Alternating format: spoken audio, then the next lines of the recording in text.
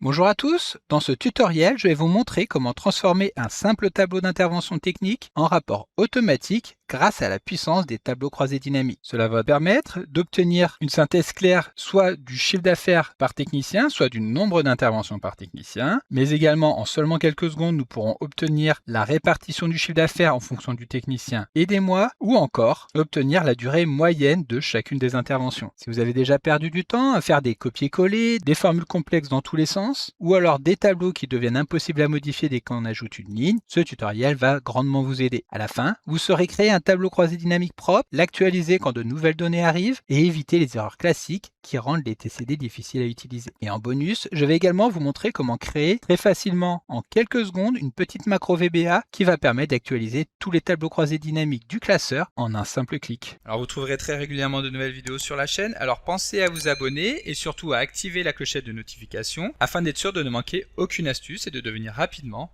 un pro d'Excel.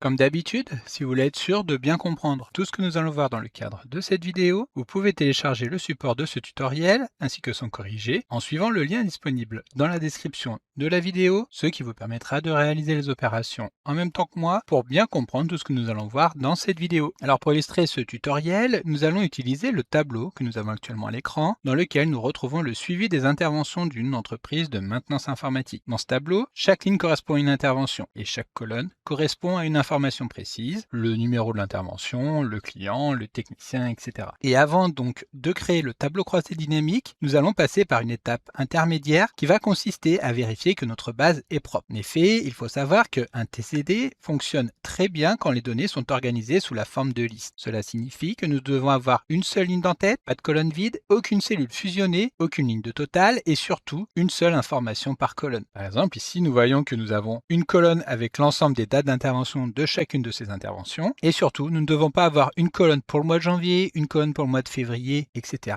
pour éviter donc de dispatcher une même information sur plusieurs colonnes. C'est un détail très important parce que c'est le tableau croisé dynamique qui doit faire le regroupement par mois et non pas donc la base que nous allons utiliser. Ensuite, une fois que nous avons fait ces premières vérifications, nous allons pouvoir transformer le tableau en un tableau structuré en saisissant donc, en sélectionnant l'une des cellules de ce tableau et en appuyant sur CTRL L. Ici, nous vérifions que la plage commence bien en cellule A6 et que la case Mon tableau comporte des entêtes est cochée étant donné que nous avons bien un titre en haut de chaque colonne. Ensuite, donc, nous validons en appuyant sur OK. Pour pouvoir donc manipuler facilement ce tableau, nous allons nous rendre dans le menu création de tableau qui va ne s'afficher que lorsque nous sélectionnerons l'une des cellules d'un tableau structuré et à gauche, nous allons pouvoir lui affecter un nom. Ici, ce tableau, nous allons l'appeler intervention et nous validons en appuyant sur Entrée. Ce nom sera donc beaucoup plus clair que tableau 1 et étant donné qu'il s'agit d'un tableau structuré, il nous suffira ensuite d'ajouter de nouvelles lignes à la suite pour les intégrer dans le tableau croisé dynamique que nous allons maintenant mettre en place. Voilà, donc maintenant que notre base est propre, nous allons créer notre premier tableau croisé dynamique. Et dans ce tutoriel, je vais vous montrer que cette création est vraiment à la portée de tous. Nous allons volontairement partir de la base avec une méthode simple pour comprendre la logique des lignes, des colonnes, des valeurs et des filtres. Mais il faut savoir qu'un tableau croisé dynamique peut aller beaucoup plus loin, avec notamment la création de segments, de chronologie, de calculs personnalisés, de regroupement, de mise en forme, sans forcément que cela devienne beaucoup plus compliqué. C'est pourquoi si vous souhaitez approfondir le sujet et apprendre à créer des tableaux croisés dynamiques vraiment sur mesure, je vous ai préparé une formation complète que vous retrouverez en suivant le lien disponible dans la description de la vidéo. Voilà, donc là,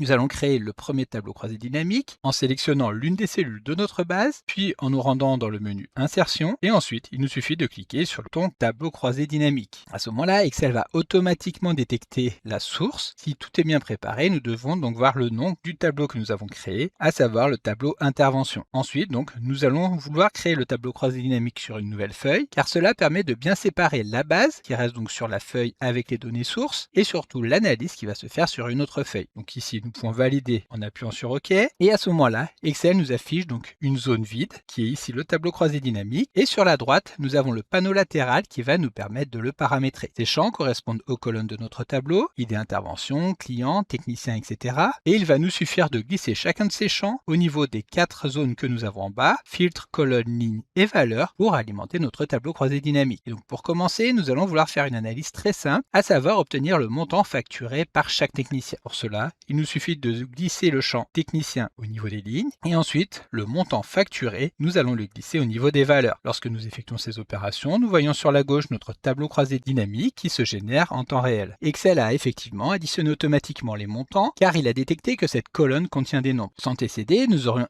évidemment pu faire la même chose, mais il lui aurait fallu créer un tableau de synthèse et utiliser une formule qui utiliserait par exemple la fonction somme.si.ans qui nous aurait demandé beaucoup plus de temps. Ici, avec le tableau croisé dynamique, Excel construit directement la liste et calcule les totaux. Donc ici, nous avons pu déterminer le montant facturé par chaque technicien. Maintenant, si nous voulons obtenir le nombre d'interventions, il nous suffit donc de décocher montant facturé et de glisser un champ unique, par exemple l'idée d'intervention au niveau des valeurs. Nous regardons dans notre base, nous voyons que idée intervention est une chaîne de caractères, c'est-à-dire un texte, et donc Excel n'a pas pu calculer la somme. Par contre, étant donné qu'il a détecté que c'était effectivement des textes, il a dénombré le nombre de valeurs pour chacun des techniciens. C'est donc quelque chose de très puissant. La partie d'automatisation qui est liée au tableau croisé dynamique permet d'effectuer de nombreux calculs en seulement quelques clics. Maintenant, nous allons vouloir créer une analyse encore plus intéressante. Pour cela, nous allons créer un nouveau tableau croisé dynamique, soit en répétant l'opération qui consiste à sélectionner l'une des cellules du tableau, puis nous rendre dans Insertion, tableau croisé dynamique, valider, etc.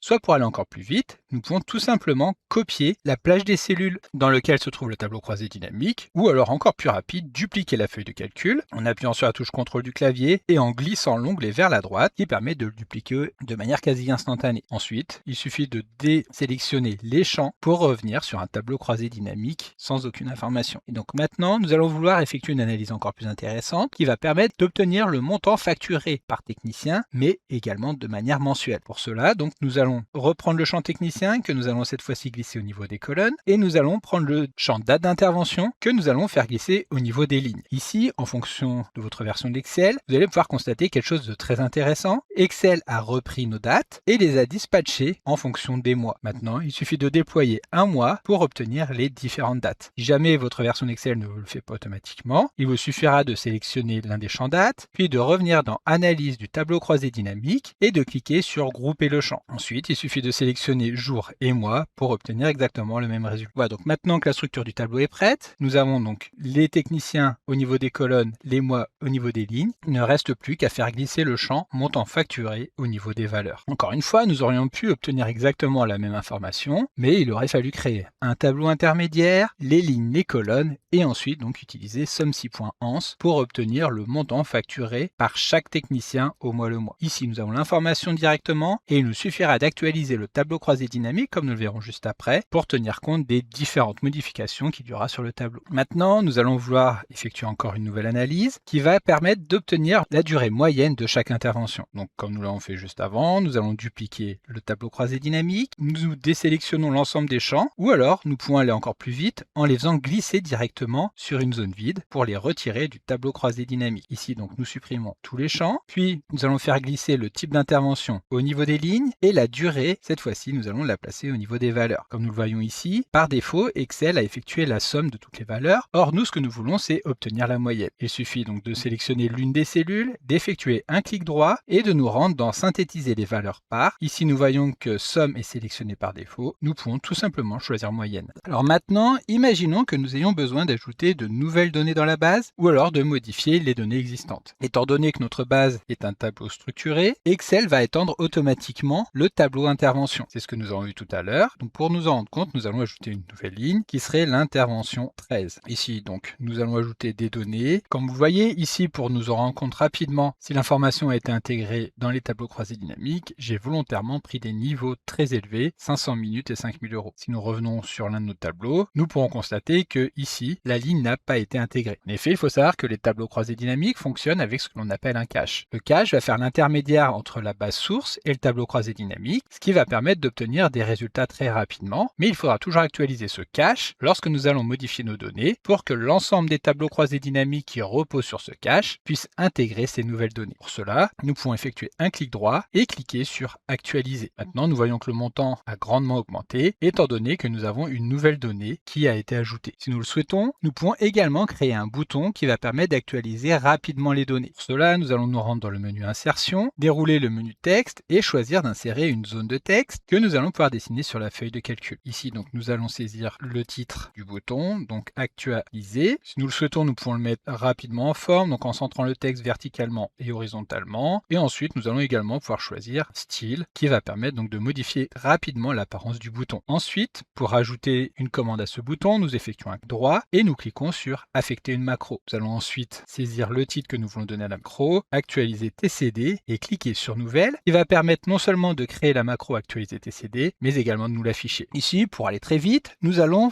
utiliser l'IA afin de pouvoir générer rapidement la macro. Si vous avez déjà installé mon application iaexcelformation.fr, vous pourrez utiliser la fonctionnalité Code Assistant qui permet de créer du code VBA en exprimant la demande tout simplement en français. Donc ici, nous nous plaçons dans la macro, nous effectuons un clic droit et nous choisissons donc Code Assistant pour lancer la fonctionnalité. Et il nous suffira de nous placer sur la droite et de dire tout simplement en français ce que nous voulons faire, à savoir nous voulons que la macro actualise le tableau croisé dynamique de la feuille active. Ensuite, donc nous envoyons la requête à l'IA en cliquant sur Envoyer la demande à l'IA. Celle-ci va nous retourner très rapidement la macro et ensuite nous cliquons sur Insérer dans le module. Si nous revenons ici, nous voyons que la macro a bien été enregistrée. Donc si jamais vous n'avez pas iaexcelformation.fr, voici la macro à venir saisir directement. Celle-ci est très simple. Elle parcourt tous les tableaux croisés dynamiques, donc les pivot tables, de la feuille de calcul active et les rafraîchit. Donc maintenant, nous allons revenir dans la base, corriger les montants. Donc en fait, ce n'était pas 500, c'était 50. Et le montant, ce n'était pas 5000 €, mais c'était juste 500. De cette manière, nous revenons ici sur le tableau croisé dynamique. Nous cliquons sur Actualiser et celui-ci va automatiquement se modifier. Alors si vous souhaitez en savoir plus sur la puissance de mon outil iaexcelformation.fr et notamment de la fonctionnalité ultra puissante Code Assistant, vous retrouverez directement dans la description de la vidéo le lien vers la page de présentation. Et voilà, donc dans ce tutoriel, nous avons vu que créer un tableau croisé dynamique n'est pas compliqué à partir du moment où la source est bien préparée. Le point le plus important à retenir, c'est que le tableau source doit rester simple, pas de totaux, pas de cellules fusionnées, pas de mois répartis en colonnes, pas de lignes vides, etc. À partir de là, Excel peut résumer les données rapidement, sans formule fragile, et nous pouvons modifier l'analyse en quelques glissés-déposés. Avec la petite macro d'actualisation que nous avons mis en place, nous pouvons également rendre le fichier encore plus pratique pour une utilisation régulière.